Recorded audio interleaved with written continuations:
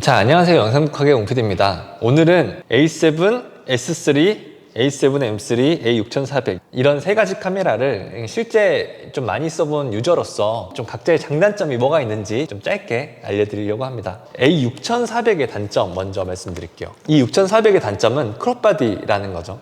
이 6400은 좀 어두운 데서 약합니다. A7, M3나 S3에 비해서는 어느 정도 어두운 데서 찍으면 노이즈가 생기죠. 소니 카메라 자체가 좀 강한 편이긴 한데 그래도 6400은 얘네들에 비해서는 괴물이 아니죠. 자, 그리고 8비트라는 거, 왜냐하면 A7, S3는 10비트거든요. 그리고 4K 60프레임이 안 됩니다. 4K 30프레임, 24프레임까지만 되고 60프레임은 안 되죠. FHD 120프레임까지는 되지만 4K 60프레임은 안 됩니다. 그리고 이거 액정 이런 식으로 이렇게 올라가서 이렇게 셀피처럼 찍을 수 있어요. 되게 애매한데 이게 이렇게 셀피 느낌으로 카메라를 하게 되면 여기 위에 마이크를 낄 수가 없어요.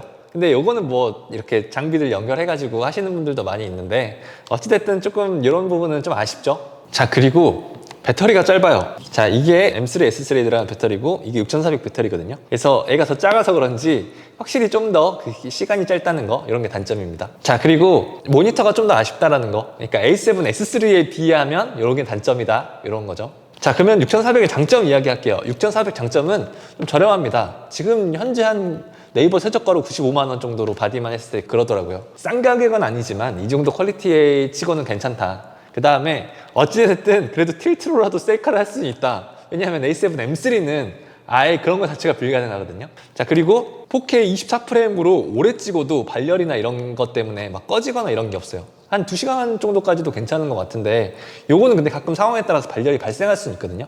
근데 그래도 A7, M3에 비하면 그런 부분에 제한이 없다는 부분, 네, 이게 6400의 장점입니다. 자, 이번엔 A7, M3입니다. A7, M3의 단점은 먼저 셀피 모드로 찍을 수가 없죠. 요거 이렇게 자기를 찍을 수가 없는 게 여기서 뭐 더 올라가지 않죠. 그죠? 그래서 내가 보면서 찍거나 이런 게 안 되고 촬영하는 사람의 입장에서만 찍을 수 있죠. 모니터를 연결하든 이런 방법이 필요하니까 요게 되게 불편하다고 말이 많았죠. 30분의 제한 시간이 있어요. 30분 정도 딱 촬영하고 한번 끊겨요. 그럼 다시 눌러줘야 돼요. 긴 행사를 찍거나 이럴 때는 계속 눌러줘야 하는 좀 귀찮은 부분이 있죠. 그리고 한 1시간 정도 찍으면은 좀 발열 같은 게 생기는 경우들이 있어요. 연달아서 쭉 4K로 찍으면. 그러니까 요거는 근데 좀 현장의 더위에 따라 다른 것 같아요. 그래서 이 세 개 중에는 이 카메라가 그게 제일 심하다는 거. 그리고 8비트예요. A7, S3처럼 10비트가 아닌 거, 요거 생각보다 큰 차이거든요. 그리고 4K 60프레임이 안 됩니다. 근데 A7, S3는 4K 60프레임이 되죠. 단점 또 아까 말씀드렸다시피 A6400처럼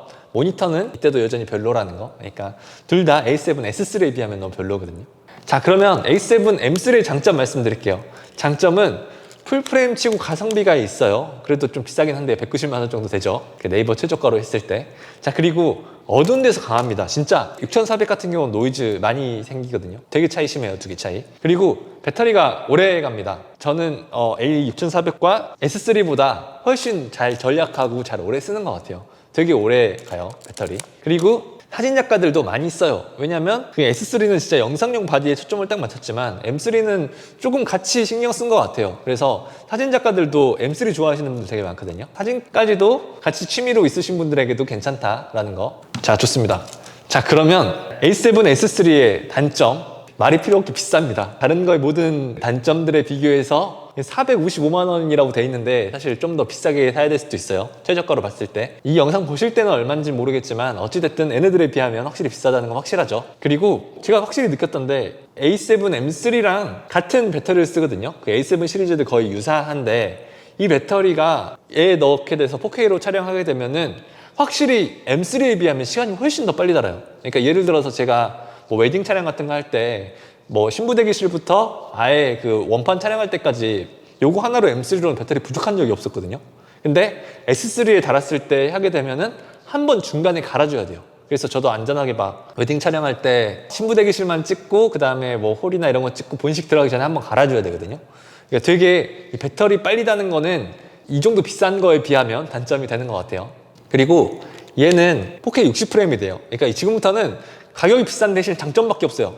일단은 4K 60프레임이 되기 때문에 얘네들은 60프레임이 안 되기 때문에 4K로 했을 때 고속을 걸 수 없죠. 슬로우 모션을. A7, S3는 그게 가능하고 120프레임도 가능하다고 합니다. 자, 그리고 10비트의 색감. 요거 차이 생각보다 되게 많이 나요. 8비트로만 보다가 10비트 보면은 차이가 굉장히 많이 나고, 그냥 또 10비트 보다가 8비트 영상 보면은 좀 차이 느껴지거든요. 그러니까 평소에 그냥 가볍게 볼 때는 모르는데 이게 영상 보다 보면은 갈수록 더 느껴집니다. 10비트의 색감에 있어가지고 그 차이는 확실하게 있어요. 화질이 훨씬 더 좋아 보입니다, S3로 찍으면.